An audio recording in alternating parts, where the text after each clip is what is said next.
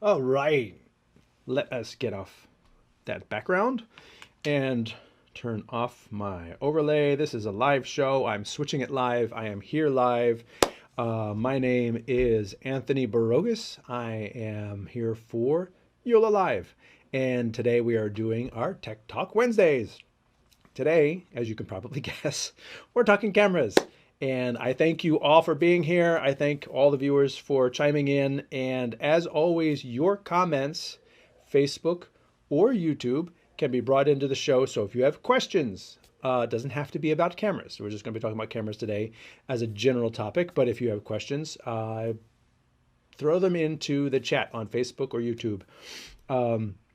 If you're watching on Facebook, know that there is a very good YoloLiv tech channel where a lot of people are watching this, and there are lots of tutorials there, both on the YoloBox, the InStream, and YoloCast.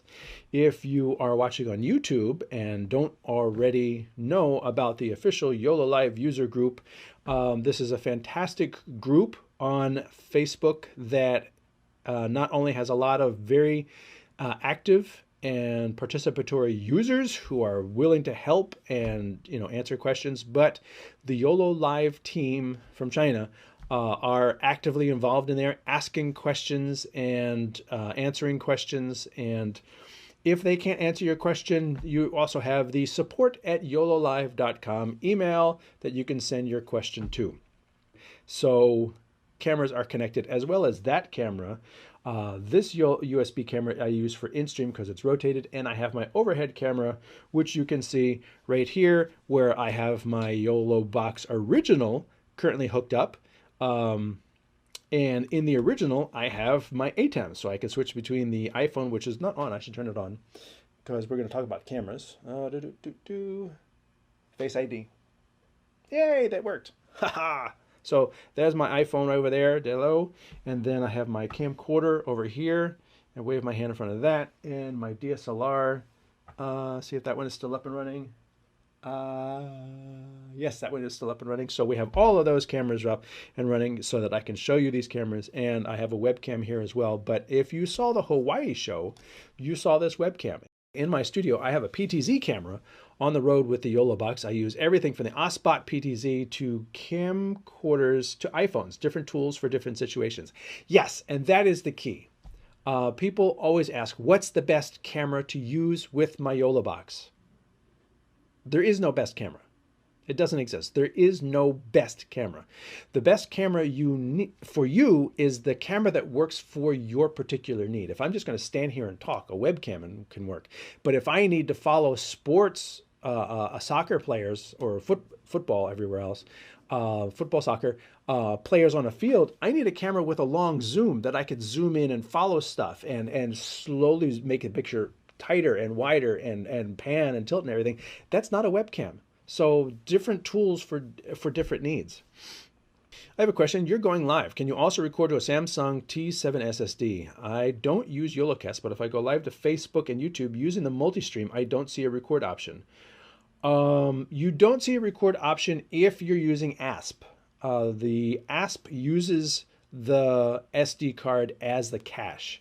If you're not using ASP, which is the protocol where it actually caches a minute or so of video on your YoloBox and then transfers the data to a cache in the cloud, so that if all of a sudden your data goes away for like 30 seconds and then comes back, it's just going to push all that data and the viewers will never see it. ASP is a great protocol, but it uses the memory card to do that caching on the YoloBox. So if you're using ASP, then you can't also use the same card to record. I mean, you are using the card to record the stream, but it's a buffer. So it's constantly feeding in and playing out from that card. There's a lot going on in the background there. So if you don't need to use ASP, turn ASP off, and then you can record, because I am recording and I have recorded every show as well as streamed it from the YoloBox Pro. That's what it does. And even the original YoloBox will stream and record at the same time. El gusto de las 12. I don't know what 12 is in Spanish. I just bought a YoloLiv Mini thinking I was going to be able to live stream Instagram and TikTok, and no. Any plans to add that option to the Mini? That's actually another thing. The answer generally is no, because the in-stream is the vertical box. I have the in-stream over there, and I'm kind of pinned in here with cameras, so I apologize. I'm not as fluid as I normally am. The in-stream is the vertical device, and the reason why it is a separate device is because the entire operating system is designed vertically. And on it, you run Instagram and TikTok and Facebook and YouTube Reels. All of that works vertically. So the interface of the operating system is designed to show you tall video. And to maximize that space, you only use the device vertically. And the video titles are designed so that the titles aren't 1920 across. They're only 1080 across, and they're much taller. Everything about the app is completely different. The way it shows you the mixer is tall on the right versus the video, which is on the left. It kind of has the same layout, but it's a tall layout, not a wide layout. So it's not just that, oh, we're going to put tall video on a wide device. It doesn't work that way, because everything about it is designed specifically for vertical streaming. And whereas the YoloBox pushes through YoloLiv multicasting, the in-stream hooks into Instagram and TikTok so that you're actually running those apps on the device. It's a mobile device per the terms of service. And then when that app asks for the camera, the YoloBox or the Yolo software that does all the mixing in front of that hands the output to that app. So there's a lot going on that is completely different than how the YoloBox works. So they are two completely different boxes, and you're not going to see, I'm not part of the engineering team, but I really don't think you're going to see vertical on the YoloBox, and you're not going to see horizontal on the in-stream. They are two different tools, like these cameras, two different tools for two different tasks. A Sony Handycam with a zoom lens. I have a DSLR, which is a GH4. I like these. I actually have 5 of them. Specifically because we do multi-camera live switched video, and having multiple cameras that all match is key. So when you switch between them, it all looks like it's supposed to, like it's one thing. And so I already had 2 for the production I did, and then another studio had moved up to Sony box cameras, and they were selling off their GH4s, so I bought 3 more. So I have 5 of them now. So that's where that comes from. Right here, I have the Logitech C920, which I actually unplugged from the original YoloBox because it was taking too much processing power. And over here, I have an iPhone. And if you saw the Live in Hawaii show, the iPhone was my primary camera. And all I'm doing is I'm using this little, whoops, scroll around this way.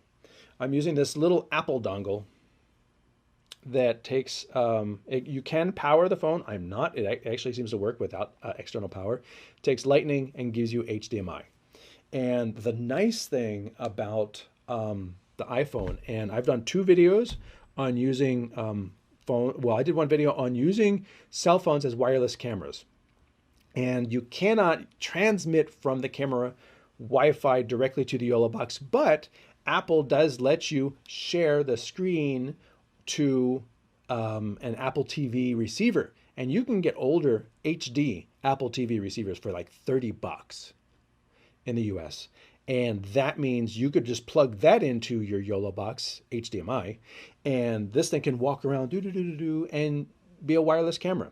But the really nice thing with the iPhones, especially this is a 12 Pro, is it's got 3 lenses in it. So it's like I'm carrying around an interchangeable lens camera with a telephoto, a normal, and a super wide. And I have the ability to use each of those lenses. So let me, iPhone, bring that up here.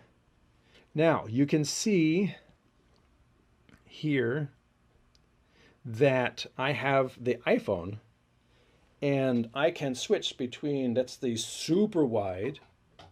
So you're able to pick a lens, so if you want to have a big shot of the whole thing, you can use an iPhone in the wide lens. If you want to use the iPhone and have a shot of a 1 shot or a 2 shot, you use the middle lens. If you want to have a solo shot just on the one person, you can just telephoto. And as you can see on here, I actually have a moment case, and I could use a moment telephoto on here and get even 2 more X out of it. So I can take that telephoto and push in a little more with the moment lens, the 58 millimeter, I think they call it. Although that doesn't, 58 millimeter, it's just like this random number. And that is a great way that, plus, it's super easy to carry along because it's so small and it runs for hours on the built-in battery. Just turn down the screen, the brightness on the screen, and this thing is going to run for hours. So iPhone is a great solution. Also, when I was in Hawaii, I had a big disparity of color or brightness. I was kind of on a patio in the dark, and outside next to me was the beach, and it was being hit by the sun directly, and the iPhone is able to really balance those colors. So the beach wasn't blown out and I wasn't too dark. It actually had good color on both. So there's a whole lot of processing going on the image on the iPhone that other cameras don't do. They just give you the image straight. They don't sit there and, darken the skies and brighten the dark parts and find a face and make sure you can see the face. These cameras don't do that. The iPhone does. Does YoloCast 15-day trial have all the bells and whistles of premium plan, or is it limited? As far as I know, the trial is full featured, and then if you don't pay for a plan, your feature set is reduced down to the free services, which is, excuse me, you can do titles through there. You can set up events and shows through YoloCast, and right now the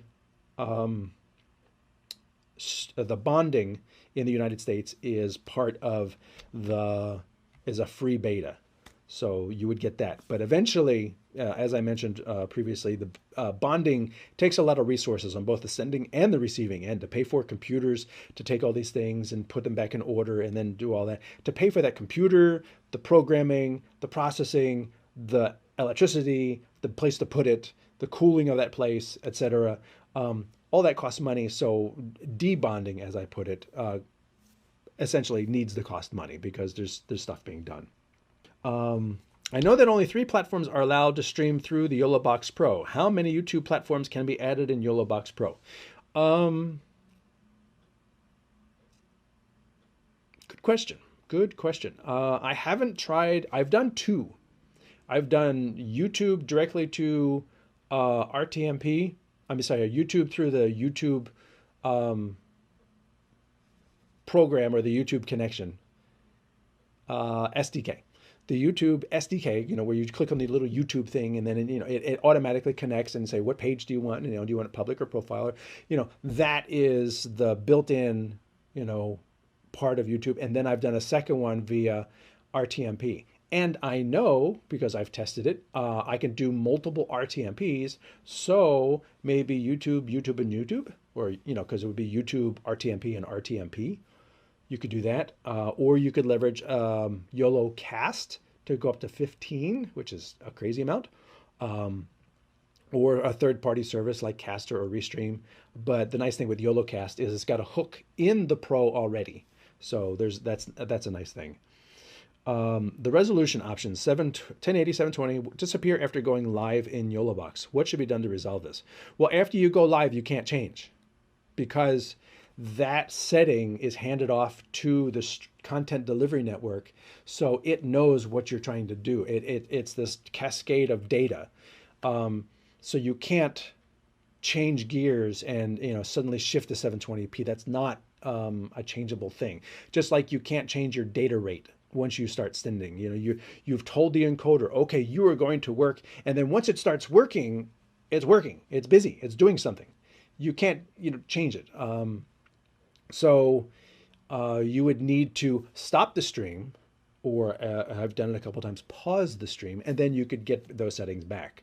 But yes, you are correct. Once you start the stream, that goes away. And the same if you're just in monitor mode. Once you start recording, you can't change the settings of the recording while you're doing the recording. It's like trying to change the tire of a wheel of a car that you're driving in. And I know there are people who have done it to fancy things, but in general, you know what I mean. Is there a way to create a live streaming template so that we don't have to do everything every time? That one seems easy. Literally create a template. Yes, and that's what I do with the show. And I can show you that. Let's go to the, oh, I am on the right one. So let me go back over here and turn off this. So now you're looking at the output of the original YoloBox. And we're going to exit that event. And you see the 3 dots up there on the top of each thing. Actually, you know what? Let me create a picture-in-picture. I'm using them both. How am I using them both? Go back. Oh, okay. Anyway, so you see those 3 dots at the top right of each box. If you touch those 3 dots, you can duplicate. So once you create a streaming event, which you can use just for recording if you wanted to, once you create a streaming event, you can duplicate it. And when you duplicate it and you say, great, event number 2. Well, you know, excuse my spelling. Create. Now I've created a new event with all of the media and the presets and everything from the original event. Now I'm going to say that with a caveat in that I have been doing this and it doesn't bring over all of the settings from the original event. So in the original event, it'll bring over my graphics, any music I have attached to my graphics, my destinations and things like that. But audio follows video will still turn itself back on. I still have to go in and turn on those specific destinations I want it to go to, because maybe you want to have this one go to Facebook and YouTube and another day just YouTube. So you have to turn them on individually. They don't automatically all turn on directly. And that's kind of because when you create an event on the YoloBox, let's just say the YoloBox Pro, like I do for this show every week, it also reverts back to one destination. And if you were on YouTube, you might have been confused because it showed 2 different lives. And the reason that is because I didn't realize that. So I said, okay, duplicate my event. Okay, got a new event, type in the thing, type in the description. Great. Go into the thing, turn on YouTube. Yes, this is great. Turn on Facebook. No, you can't turn on Facebook because you only have the single destination selected. So then I go over to the settings, turn on multiple destinations, and I go back. Now YouTube has turned itself off and I turn it back on. Well, it actually created an event from the first time I did it, and now it's creating another event from the second time I did it. So there was 2 events, and only when I went live did I was able to figure out which one was the correct event for the show. So there's several little nuances that don't carry over, but all of my titles, all of my camera inputs, all of my picture-in-pictures, all of my graphics settings attached to the music and all that stuff, all of that carries over. So I don't have to make any of that again every week. I just duplicate the event and, you know, go in and change those things. But most of the other stuff, so it really does still, even with those little nuances that it doesn't carry over, it still does save a ton of time from having to recreate every title in there. All my titles, you know, when I come over here and I say, hey, you know, my name is, I made this weeks ago, and it just keeps getting carried from show to show to show. And when I tell you the YouTube channel, this just gets carried from show to show to show. And this gets carried from show to show to show. And this one gets carried from show to show to show. So eventually all of those will fade off, I hope.